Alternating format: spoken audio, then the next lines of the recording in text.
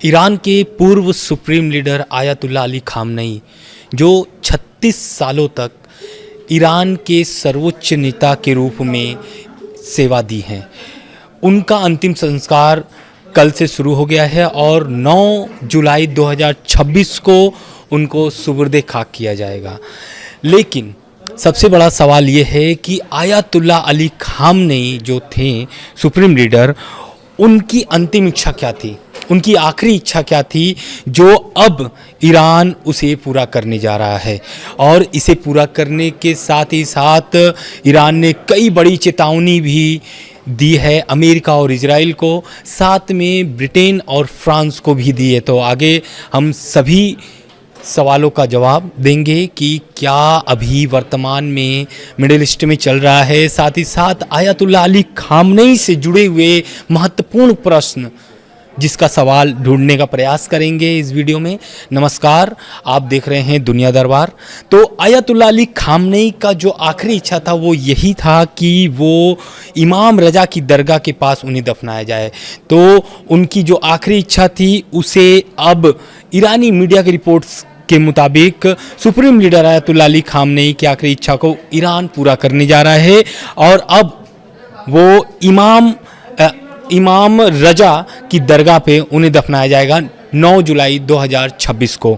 इस बीच खबर ये भी सामने आ रही है कि ये जो दरगाह है, ये दरगाह कहाँ है, सबसे महत्वपूर्ण बात, क्योंकि ये जो दरगाह है ये पैतृक शहर यानी जो खामनेई साहब के पैतृक शहर है वो दरगाह वहीं पर है। तो 9 जुलाई को उनको सुपुर्द खाक किया जाएगा। इसके साथ ही साथ एक महत्वपूर्ण 3 प्रश्न हैं। पहला प्रश्न ये है कि अंतिम संस्कार में इतनी देरी क्यों हुई खामनेई साहब के। दूसरा कि अंतिम संस्कार जिस तरीके से ईरान कर रहा है 3 से 9 जुलाई यानी कि लगभग 7 से 6-7 दिन की हो रही है। तो इसमें ये देखना महत्वपूर्ण होगा कि इतने लंबे समय तक अंतिम संस्कार क्यों किया जा रहा है और क्या ये अंतिम संस्कार है या फिर ईरान का शक्ति प्रदर्शन, क्योंकि आपको भी पता है कि ईरान में अभी सभी देशों के प्रतिनिधिमंडल पहुंच रहे हैं अली खामनेई साहब को श्रद्धांजलि देने के लिए। तीसरा प्रश्न ये भी है कि अंतिम संस्कार के लिए मुहर्रम का ही महीना क्यों चुना गया है। तो पहला क्वेश्चन का सवाल यही है कि जो अली खामनेई साहब थे, आपको भी पता है कि इजराइल और अमेरिका के एयर स्ट्राइक में उनकी मौत हो गई थी, फरवरी की माह थी। उस बीच अंतिम संस्कार किया जाना बहुत ही मुश्किल था ईरान के लिए, खास करके क्योंकि अगर अंतिम यात्रा यानी उनकी जो शव यात्रा अगर निकाली जाती तो लाखों की संख्या में लोग उमड़ते और उस बीच बमबारी हो रही थी ईरान पर, इजराइल की तरफ से स्ट्राइक हो रही थी, अमेरिका के जो एयरबेस है वहाँ से स्ट्राइक हो रही थी। तो उस समय मुमकिन नहीं था कि आयतुल्ला अली खामनेई का अंतिम संस्कार किया जाए। लेकिन अब क्यों किया जा रहा है, क्योंकि आपको भी पता है कि ईरान और अमेरिका के बीच एक समझौता हुआ है, उसके बाद सीज फायर हुआ है। अभी जो डील है वो डील को लेकर के मैं आगे बताऊंगा कि क्या उसमें अपडेट्स आए हैं सामने। दूसरा कि खामनेई साहब का जो अंतिम संस्कार है या फिर ईरान का शक्ति प्रदर्शन, तो लगभग देखिए 100 देशों के तो जो प्रतिनिधिमंडल हैं वो पहुंचे हुए हैं, उनको श्रद्धांजलि दे रहे हैं। यानी इसका ये मतलब है कि ईरान के प्रति भी बाकी देशों का जो प्रेम है वो सामने दिख रहा है। हालांकि रूस, चीन, भारत से कोई बड़े लीडर्स नहीं गए हैं, उनके प्रतिनिधिमंडल पहुंचे हुए हैं वहां पर उनको अंतिम संस्कार देने के लिए। CNN की रिपोर्ट के मुताबिक अगर बात करें तो एक्सपर्ट्स का कहना है कि सड़कों पर लाखों करोड़ लोगों की भीड़ जुटाकर ईरान दुनिया को संदेश दे रहा है कि उनकी शासन व्यवस्था और इस्लामिक क्रांति आज भी पूरी तरीके से मजबूत है। इसलिए क्योंकि देखिए ये जो युद्ध शुरू हुआ है इसके पहले यही इजराइल और अमेरिका का दावा था कि वहाँ के जो शासन है उसे सत्ता परिवर्तन जिसे कहते हैं सत्ता परिवर्तन करना चाहता था, लेकिन अब तक कोई सत्ता परिवर्तन नहीं हुआ है। आयतुल्ला अली खामनेई के मौत के बाद अब जो नए सुप्रीम लीडर हैं उनके बेटे मुस्तफा खामनेई हैं।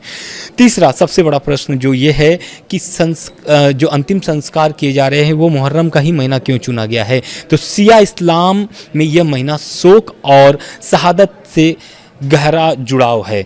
यही कारण है कि जो आयतुल्ला अली खामनेई हैं उनका अंतिम संस्कार इस महीने चुना गया है। साथ ही साथ मैं आपको 24 घंटे का अपडेट देने जा रहा हूं कि जो पिछले 24 घंटे में क्या क्या चीज़ें बदली हैं मिडिल ईस्ट में, और ख़ास करके ईरान में जो अंतिम संस्कार समारोह चल रहा है। पहला कि खामनेई के अंतिम संस्कार की जो शुरुआत हुई है वो बहुत ही उल्लास के साथ हुई है, इसलिए क्योंकि 36 सालों तक सुप्रीम लीडर के रूप में आयतुल्लाह अली खामनेई ने सेवा दिया है। उसके बाद उनकी जो अंतिम संस्कार के बाद जो ताबूत रखे गए हैं, आयतुल्लाह अली खामनेई के साथ जितनी परिवार के जो सदस्य थे उनकी जिनकी मौत हुई है उस एयर स्ट्राइक में, उन सभी के भी ताबूत रखे गए हैं।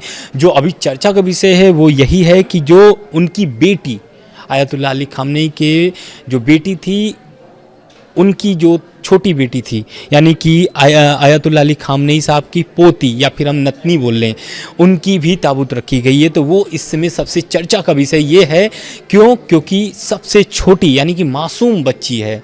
यही कारण है कि ईरान के जितने भी बड़े लीडर्स हैं, आयतुल्लाह अली खामनेई को जब श्रद्धांजलि देने जा रहे थे तो उस ताबूत को देख करके भावुक हो गए, चाहे फिर वो अब्बास आरागची हो या फिर मसूद पेजेश्कियान हो।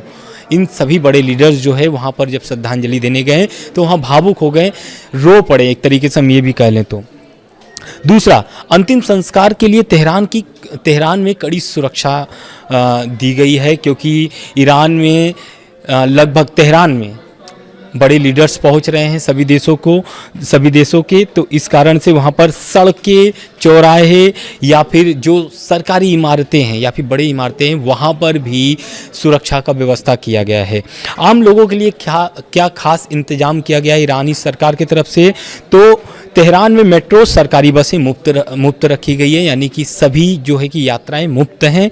साथ ही साथ होटल किराए में 50% की छूट दी गई है, और स्कूलों और मस्जिदों में ठहरने की व्यवस्था की गई है। दूसरे शहरों से लोगों को लाने के लिए स्पेशल ट्रेन भी चलाई जा रही हैं, यानी कि जो आयतुल्लाह अली खामनेई के अंतिम संस्कार में शामिल होने के लिए पूरी व्यवस्था ईरान की सरकार कर रही है।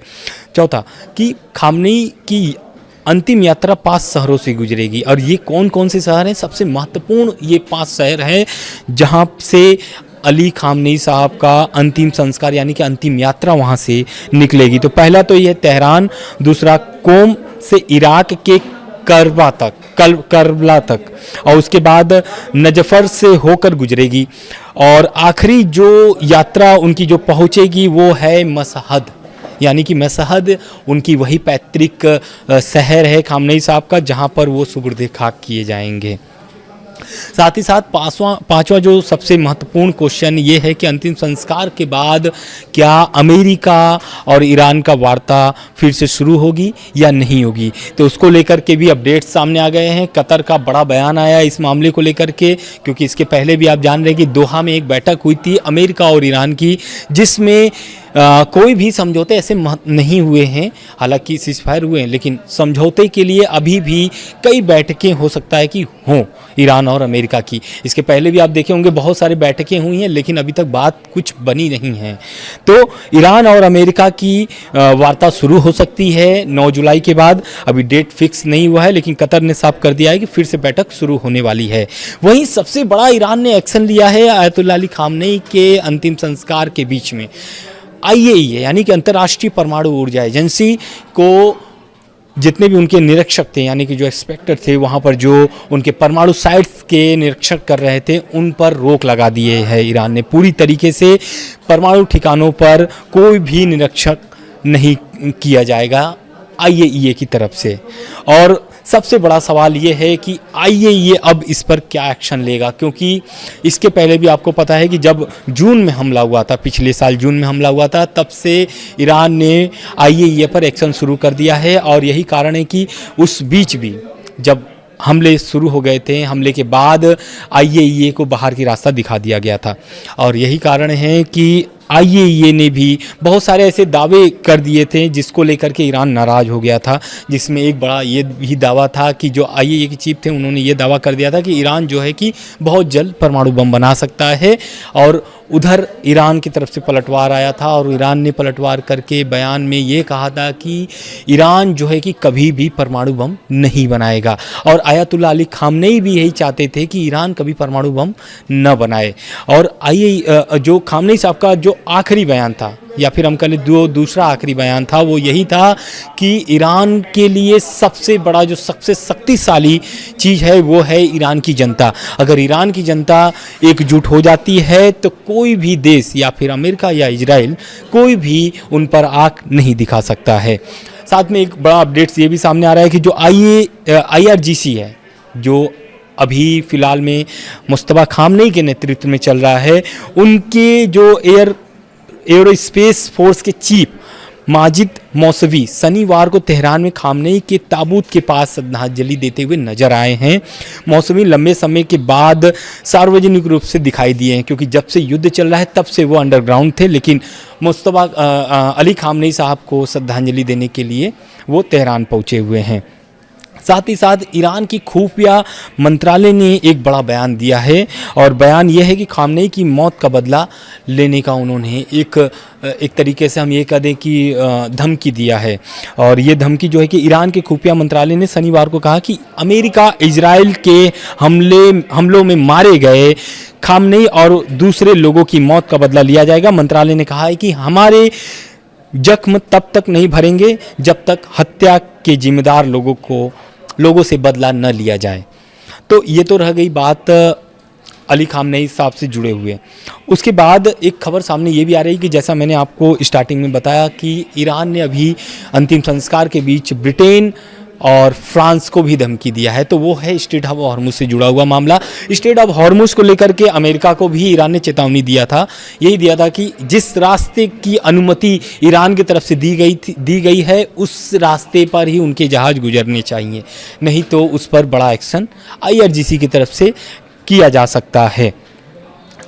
उसके बाद एक खबर सामने ये भी आ रही है कि ईरान की जो नेताओं की हत्या हुई है उसकी साजिश को लेकर के इजराइल पर बड़ा आरोप लगाया था ईरान ने। उसको लेकर के इजराइल ने एक तरीके से बड़ा बयान दिया है। उनका बयान मैं आपको कोट करके बता दे रहा हूँ।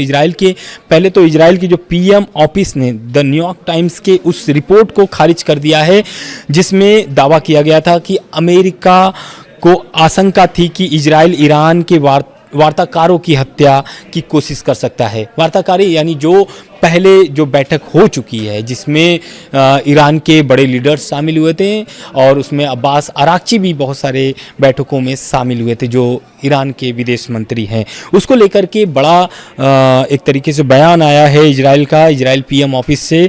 उन्होंने कहा है कि हमेशा की तरह द न्यूयॉर्क टाइम्स की इजराइल और ईरान वार्ताकारों से जुड़ी हुई ताज़ा रिपोर्ट फर्जी है, इसका वास्तविकता से कोई भी लेना देना नहीं है। ये रह गई अब तक के सबसे बड़े अपडेट्स ईरान से जुड़ा हुआ। आगे जो भी अपडेट्स आते रहेंगे लगातार हम आपको पहुंचाते रहेंगे। धन्यवाद।